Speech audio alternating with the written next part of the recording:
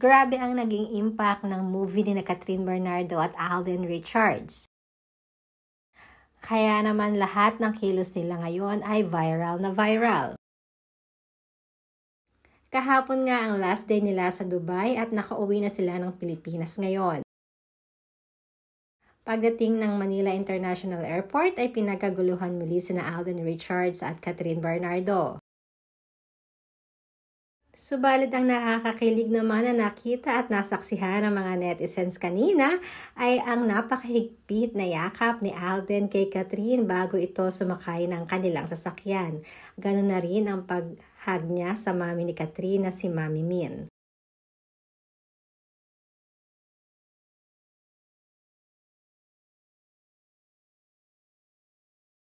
Kaya naman madami ang humihiling na sana ay may kasunod pa ang movie nila ni Alden Richards.